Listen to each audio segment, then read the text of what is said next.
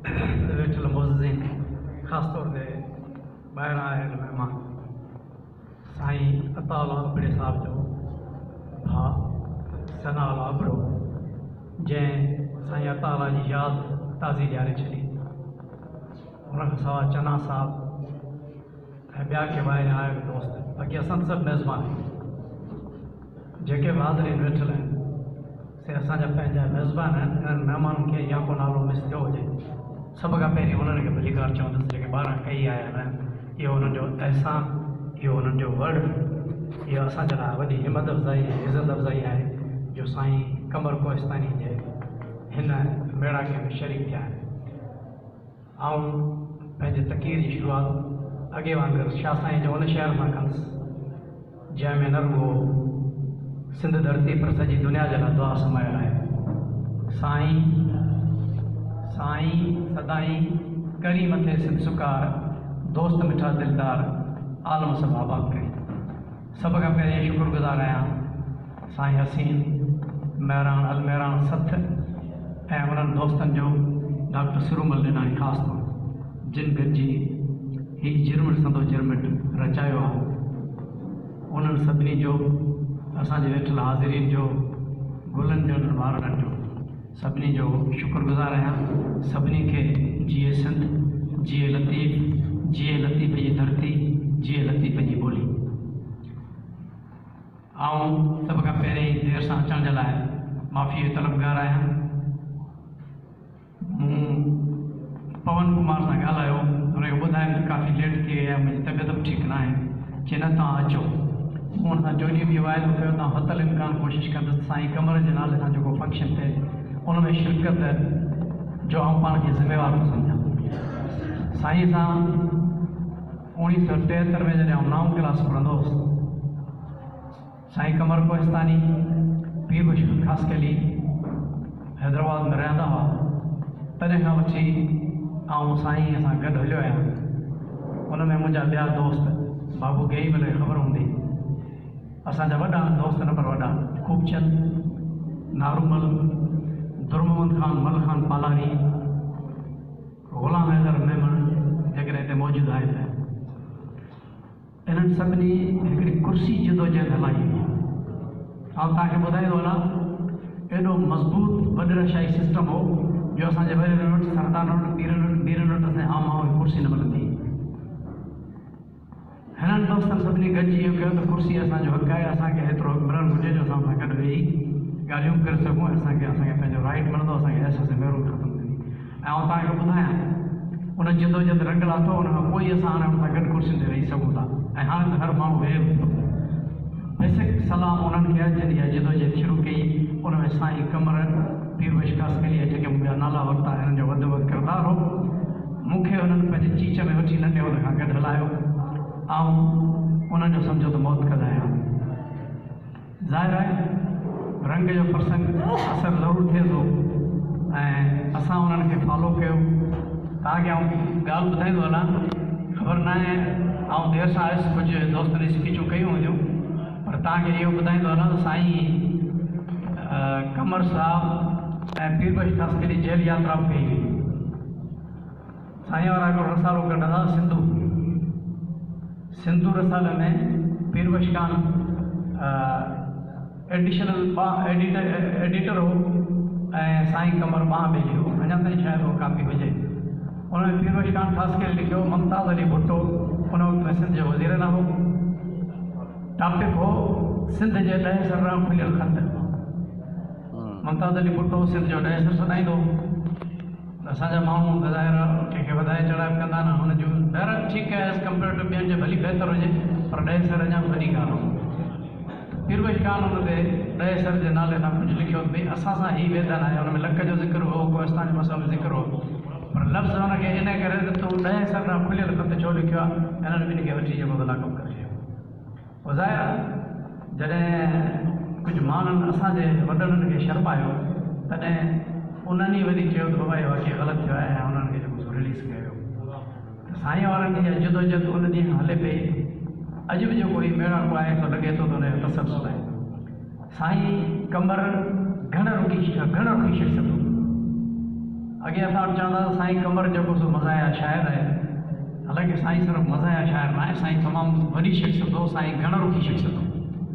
साईं पंहिंजी शाइरी नो डाउट शुरू मज़ाया हल कई, जंहिंमें सवेर शायदि साईं सनावाला ॿुधायो या कंहिं ॿुधायो हाणे पढ़ंदा अची ॾाड़ीअ वारा कंदा कपनि कारा, शुरूआति जेका साईं जी हुई हुन दौर में, इहो बुढे साहिब जे दौर जी ॻाल्हि आहे।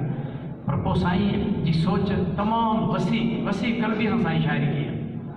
उन में इनकलाबी हवाला, मुख़्तलिफ़ इंसानियत जा हवाला, माण्हुनि जा हवाला, मज़हबनि खां बाला तर थी। सिंध धरती सूफ़ियुनि जी धरती रही आहे। ऐं हमेशह ॻाल्हि कंदो आहियां, असांजी धरतीअ जी 7000 साल पुराणी तारीख़ आहे। मोहन ऐं दड़े जी 5000 प्लस, पर हाणे जेका नई रिसर्च थी आहे 7000 अञा ख़ुदा कंदो अॻिते साबित थी। उन में सिंध धरतीअ जे माण्हू कॾहिं बि इहो न सोचियो त हिन जो मज़हब छा आहे, हिन जो रंग छा आहे, हिन जो नसब छा आहे, हिन जी तइलीम छा आहे। हर शइ खां बालातर थी उन्हनि इंसानियत खे फॉलो कयो।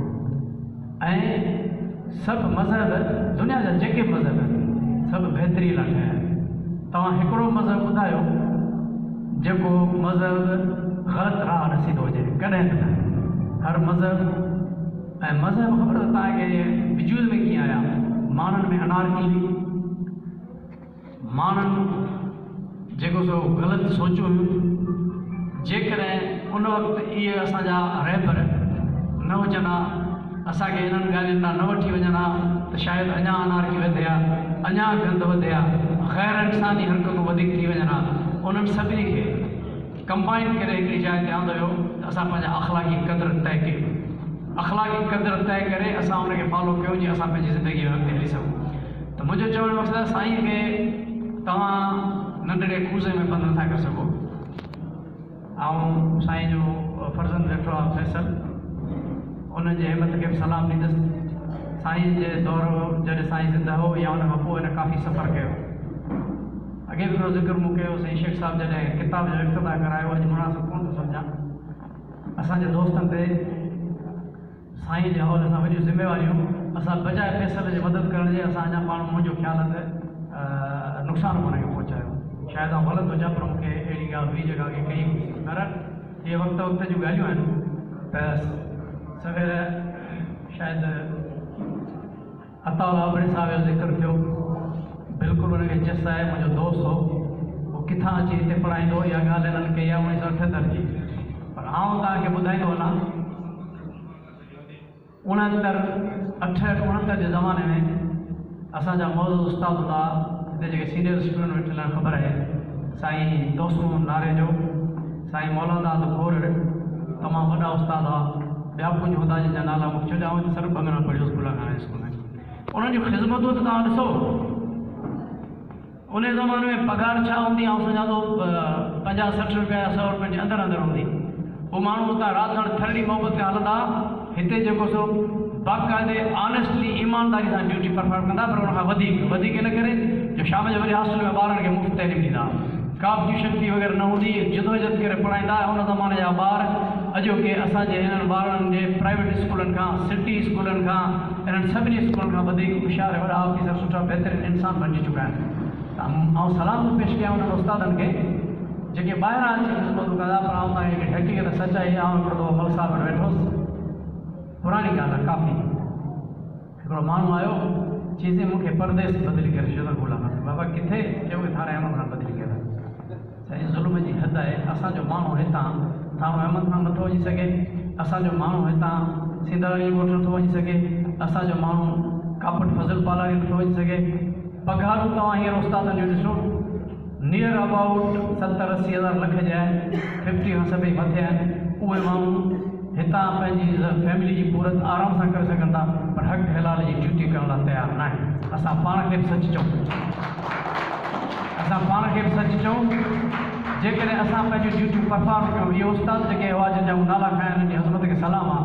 ऐं साईं कमर बि उन्हनि उस्तादनि मां हो जंहिं पंहिंजी ड्यूटी बाक़ाइदे परफॉर्म कई। साईं मुंहिंजो त मौसन आहे ऐं रहियो, ऐं ॿियनि खे बि तलक़ीन कंदो शाइरी जे अंदाज़ में, तव्हां हुनजी शाइरी पढ़ो, अहिड़ा इंसान तमामु घटि आहिनि। ऐं उन्हनि सभिनी उस्तादनि लाइ बशमूल साईं इहो ई चई सघां थो, अॼु पिणु अखियुनि सजण पंहिंजा सारिया अॼु पिण अखिड़ियुनि सजण पंहिंजा सारिया गलनि तां ॻोड़नि जूं बूंदूं बस न कनि संदी सिक फिरनि लोक ॾिठे न लहे। अहिड़ा उस्ताद या साईं कमर जेके हमेशह यादि रहंदा। साईं शेख साहब खे अब्दुल्ला शेख साहब खे वरी बि सलाम कंदुसि, उते बि मूं कयो जंहिं साईं जे शाइरीअ खे मजमूए जे सूरत में आणण जी मुकमिल कोशिशि कई ऐं हुन मजमूए जो किताबु आंदो जंहिंजो इफ़्तिताह असांजे सिंध जे ॿिए नंबर वॾे शहर ऐं ईअं सम्झंदुसि सिंध जे अदब जो गहवारो हैदराबाद शायदि सिंध म्यूज़ियम में कयो। असां उते शिरकत कई ऐं साईं ॻाल्हि करे न करिया। ऐं इहा ज़रूरु ॻाल्हि कयां त साईं फ्रेम करे जेके शहर माण्हुनि खे ॾिना उते बि मूं कई। अॼु बि शेख साहब खे आउं सलाम पेश कयां थो। अहिड़ा तमामु घटि माण्हू आहिनि क़दुरदान जेके साईं कमर सां क़दुरु करण जे सां गॾोगॾु उन्हनि माण्हुनि जो क़दुरु कयो जिते साईं कमर शाइरी कई। साईं कमर उते शाइरी कई ऐं साईं जो शुक्रगुज़ार आहियां। ऐं पंहिंजी का वॾी ॻाल्हि कोन कंदुसि, पर साईं अॻे ॻाल्हि करे वियो। उहा ॻाल्हि इहा हुई त पाकिस्तान जे सगारियुनि चङियुनि धुरियुनि सां मुंहिंजो अटकाव थियो ऐं वरी उनजी मदद करण में पाकिस्तान जी अञा वॾियूं धुरियूं उन खां शामिलु थियूं। पर तव्हांजे दुआउनि सां आउं अकेलो तनहा वियुसि ऐं मूं फतह हासिल कई। पोइ साईं हुन ॻाल्हि खां मुतासिर थी असां थाणे बुलाखाने में मेडिकल कैंप लॻाई। साईं हुते आयो, गाॾीअ में वेठो, साईं मूंखे हथ ॾिनो, लही साईं सां मिलियसि। पर मूंखे लॻो ईअं पिए साईं बि शायदि इहा कोशिशि कई त टेक्चर या कन में ॻाल्हि ॿुधाइजे, अञा वाज़ ॻाल्हि या हू हवा न थिए। मूंखे चई मूं तो हिकिड़ो शहर ठाहियो आहे, उहो तुंहिंजे हवाले कयो। मूंखे डपु कोन्हे, तव्हां हाणे वॾी ॻाल्हि भॼण न घुरिजे। तव्हां खुली दिलि सां सभिनी जॻह ॾियो ऐं चओ मूं तव्हां सां शहर ठाहियो आहे, मूंखे हिन ॻाल्हि जी परवाह कान्हे। बहरहाल उहो शहर साईं मूंखे ॾिनो जेको मूं वटि महफ़ूज़ आहे। सलाम आहे शेख साहब खे जंहिं वरी उहो फ्रेम करे ओपन हॉल में उहो ॾिनो। संदसि तोराईंदो आहियां ॿियनि खे जेको ॾिनो आहे उन मां साईं जो शुक्रगुज़ार आहियां। हुननि सभिनी माण्हुनि जो इहो क़दुरु कयो। हाणे ॻाल्हि आहे साईं जे शहरनि खे, साईं जे हिदायतुनि खे असां फॉलो केतिरो कयो। सवेर कंहिं शेर पे पढ़ियो त साईं हिकिड़ो शेर पढ़ियो त हाणे न दलाल साहिबा, सम्झो सनाला साहिब खां पोइ आयो ऐं हाणे दलाल साहिबा त कोन, पर दलाल हाणे घणा वधी विया आहिनि। अॻे दफ़ो दलाल बचनि हिकु ॿुधंदा हुआसीं हिन लेवल ते, वॾी लेवल ते। हाणे मूंखे ॻोठ ॻोठ में दलाल नज़र पिया अचनि। उन्हनि ते नज़र रखो, उन्हनि ते कमु कयो। असांजी धरती असांजे हेठां खिसकंदी पई वञे। तव्हां यकीन सम्झो, ख़बर न आहे त असांजे औलाद खे ज़मीन जे रहण लाइ टुकुर बि मिलंदो या न। ख़बर न आहे उन्हनि खे अन्न जो ज़रो पाल टुकुर बि मिलंदो या न। असुलु शयूं हिननि ते साईं उन वक़्त में इहा ॻाल्हि कई आहे। ॾिसो तमामु पुराणी ॻाल्हि आहे। साईं जी 9 वर्सी आहे ऐं 9 साल ईअं गुज़री विया जो ख़बर कान पई। जहिड़ो साईं असां सां कल्ह गॾु हो, असां साईं सां गॾु वेठा आहियूं। या साईं जो मूंखे शहर जेको ॾिनो मुंहिंजो 93 या 94 में मुंहिंजो चकर थियो किथां। ऐं सम्झां ईअं थो त साईं कल्ह मूंखे गाॾी रोके चयो त डॉक्टर ही शहर थो अचे। तमामु वक़्तु तेज़ पियो गुज़रे, पंहिंजे पेरनि हेठां धरती पई निकिरे। तव्हां सभिनी खे गुज़ारिश कंदुसि सभिनी ॻाल्हियुनि खां बाला तर थी पंहिंजे धरती जी हिफ़ाज़त कयो, पंहिंजे ॿोली जी हिफ़ाज़त कयो। सुभाणे ईअं न थिए त का हुई सिंध या सिंध जी ॿोली तव्हांखे जदोजहद करणी पवंदी। साईं कमर मुख़्तलिफ़ रुखनि खां शाइरी कई। हिकिड़ी शाइरी साईं इनकलाबी बि कई, कुझु दोस्तनि उहा ॿुधाई। उन में हीअ चयो त साईं जो शेर थोरो कोट कयो आहे मूं हिन हवाले सां। साईं कमर लिखियो जाग भिटाई। हूअं त दोस्त चवंदा आहिनि हिकिड़ो अॻे मशहूरु शेर आहे, जाग भिटाई घोट सिंधड़ी थी तोखे सॾड़ा करे मरण पियो मारियूं काबू आहिनि कोट आओ त तुंहिंजे होट ॾाढनि खे नारे विझां। इहो अॻे शेर आहे। उन ते दोस्त फेवर बि कंदा आहिनि पर तहरीरी तनक़ीद बि कंदा आहिनि। भिटाई खे त जाॻाए विड़ो, तव्हां छा ख़तमु थी आहियो छा उथी विड़ो। इन हवाले सां ख़ैर साईं पंहिंजी इनकलाबी शाइरी कई आहे। हुन ॻाल्हि जो क़ाइल आहियां भली शाइरी अहिड़ी कजे पर हिमत पंहिंजी करणी पवंदी। भिटाई उथी हाणे असांजा लाइ कोन विड़ो, इहो यकीन सम्झो। साईं अहिड़े हवाले सां कर हिकिड़ी शाइरी मूं तकड़ में हिकिड़ो कोट कयो।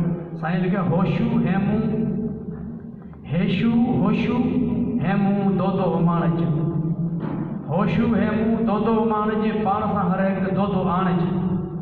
सिंध जा सभु गद्दार भॼाई सिंदगी तोखे सॾे साईं, सिंध असांजी रहे दाइम, सिंध असांजी रहे दाइम, ॿोली मिठड़ी हुजे क़ाइम, आस कमर जी शल तूं अॻाई, सिंदगी तोखे सॾे ओ साईं। सो साईं इन लेवल जी शाइरी, साईं जेका मज़ाया शाइरी कई उन में साईं वॾा सबक़ ॾिना आहिनि, इन्हनि खे फॉलो करणु घुरिजे। साईं मज़हब खां सदाईं बालातर रहियो। मूं तव्हांखे पहिरीं ॿुधायो त सिंध धरती सुफ़े जी धरती आहे, असां सभिनी खे मज़हब खां बालातर थी सोचणो पवंदो, ॿोली ऐं नस्ल खां बालातर थी सघिबो पवंदो, ज़ात पात खां बालातर थी सघिबो, ऐं असां अमली तौरु कमु कयो आहे।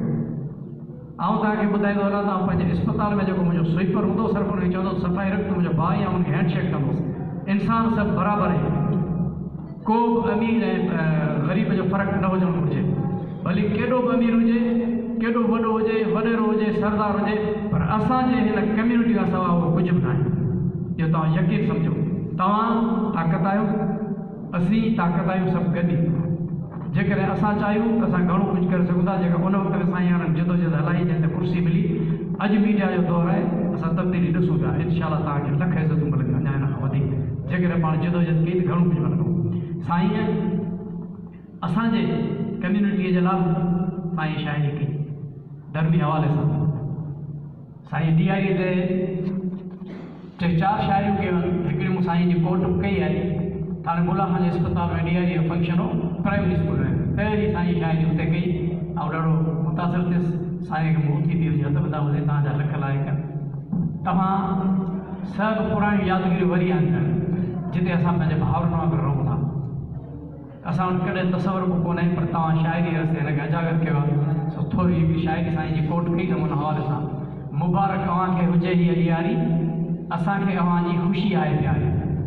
साईं जो तत इहो, हुन में लिखे थी, अब्बा ॾाॾा पंहिंजा रहिया गॾु सदाईं, अब्बा ॾाॾा पंहिंजा रहिया गॾु सदाईं, छिनण जहिड़ा न आहिनि ही रिश्ता हो साईं, असांखां न थी आहे गदारी, मुबारक अव्हांखे हुजे हीअ ॾियारी।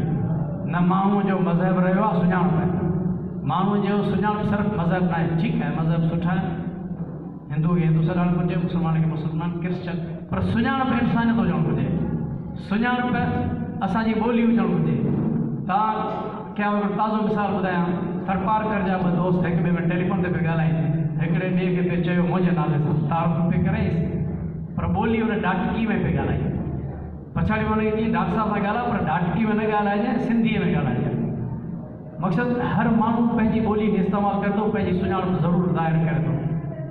त असां मज़हब पंहिंजी जाइ ते, असां पाण खे सिंधी चवायूं, छाकाणि असां सिंध में रहूं था, सिंधी ॿोली ॻाल्हायूं था। असांजी तहज़ीब, असांजो सकाफ़त, सिंधी कल्चर जेका असांजी हिकु ई आहे, त असां उन सां गॾु रहंदासीं। त साईं चयो, न माण्हूअ जो मज़हब रहियो आहे सुञाणप, सुठो सोई सॾिबो, सुठो सोई सॾिबो, हूंदी जंहिंमें माणप आहे। जेकॾहिं माण्हू ऐं इंसानियत हूंदी त असीं सुठा सॾिबासीं। चऊं सच जे कंहिंखे थियूं था मयारी, मुबारक तव्हांखे हुजे हीअ ॾियारी। सभई औलाद आदम जो आहियूं, हिते साईं सॼी दुनिया खे अची गॾियो आहे। हिंदू, मुस्लमान, क्रिश्चन, ईसाई, यहूदी सभु साईं चयो त असां आदम जो औलाद आहियूं। हर शइ खां मथां उथी वियो आहे। सभई औलाद आदम जो आहियूं, अची हुन दुनिया में थियादार आहियूं, अची हिन दुनिया में थियादार आहियूं। हलायो पिया हिक ॿिए ते हाणे होशियारी, हाणे को चए थो हीअं आहियां का हूअं आहियां, पर असुलु औलाद सभु आदम जा आहियूं। हलायो पिया हाणे हिक ॿिए ते हाणे होशियारी, मुबारक अव्हांखे हुजे हीअ ॾियारी। ॿधी हथ कमर अॼु करे थो नमस्ते, ॿधी हथ कमर अॼु करे थो नमस्ते, खिली तंहिंसां मिलिजो, ॾिसी पंध रस्ते। इन में माना रखियो अथव साईं। असांजे हिंदू कम्यूनिटी माण्हू खे चयो, तव्हां वारा मोतबर आहियो, गाॾियुनि में चढ़ी हलंदा हुआ, पर पंध रस्ते जेको कमर अचे थो उन सां खिली ठीकु आहे।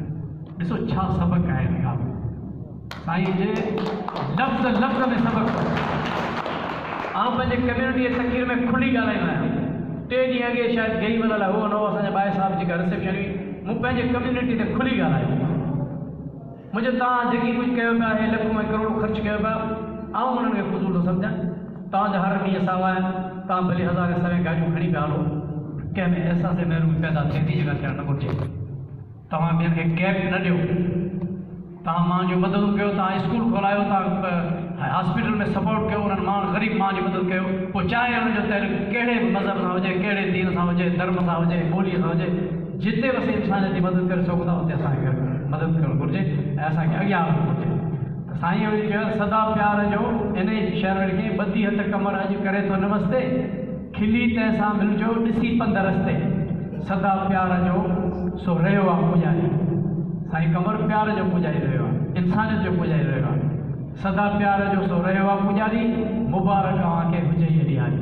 चवण जो मक़सदु असां सभु गॾिजी साईं जे पैगाम खे अॻियां वधायूं। जीअं शेख साहब ॻाल्हि कई त साईं ते प्रोग्राम थियणु घुरिजनि, साईं जो जेको राग आहे, जेके गीत आहिनि, जेके शेर आहिनि, उन्हनि ते ॻाइण जे अंदाज़ में का अहिड़ी थियणु घुरिजे जंहिंमें धुनूं ठहनि जो ज़ाहिर वॾी महिनत आहे, अहिड़ो आसान कमु न आहे।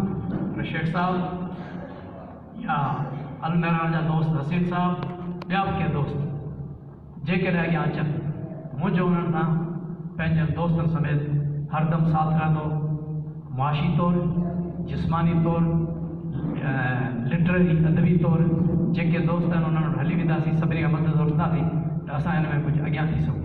कोहिस्तान जा सुठा शाइर आहिनि, साईं शेख साहब जी महिरबानी उन हिम्मत अफ़ज़ाई कई, जंहिंमें शाहिद मूसो, खादम साहब, असांजा सरवर ऐं माजू ख़ान अॻे पुराणा शाइर आहिनि।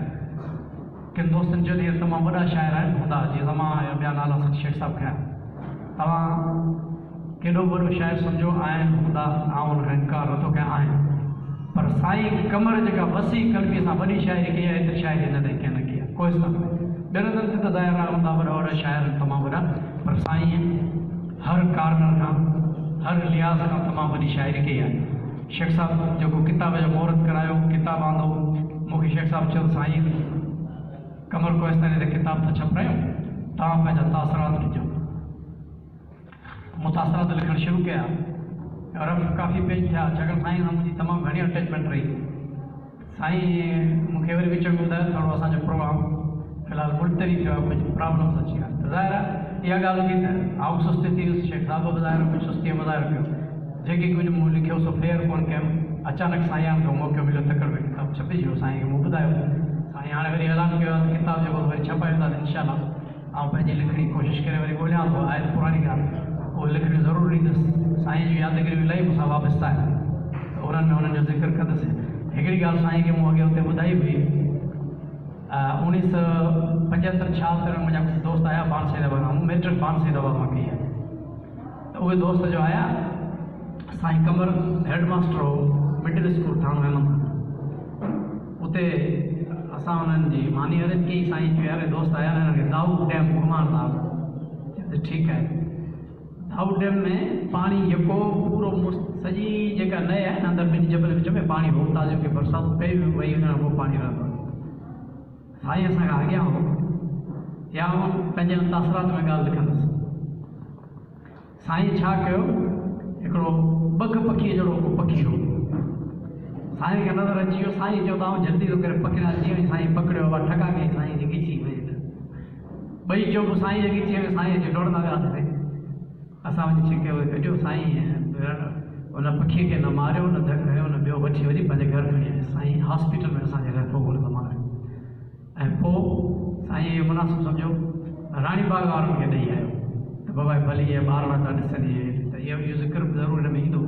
चवण जो मक़सदु आहे साईं जी ज़िंदगी तमामु वसी ज़िंदगी हुई। ॻाल्हियूं करण वारा सिर्फ़ु ॻाल्हियूं कंदा, अमली तौरु कमु करण वारा तमामु थोरा, पर असां उन्हनि सां साथ ॾियण लाइ तयारु आहियूं। जिते बि साईं जे मामले ते अॻियां ईंदो, साईं जे मौक़ुफ़ खे, साईं जे शाइरीअ खे, साईं जे मक़सद खे जेकर अॻियां वधाईंदो, असां तव्हां कुलो कुले में मिलाए बीहंदासीं। आख़िर में वरी साॻियो उन ई शेर सां इख़्तिताम कंदुसि। कणामच करार हुआ है काला संग में, गाहे गा फिराक जे कया दारोदार, मजाण बिहार केरु मिलंदो कंहिंसां। थैंक यू वेरी मच सभिनी दोस्तनि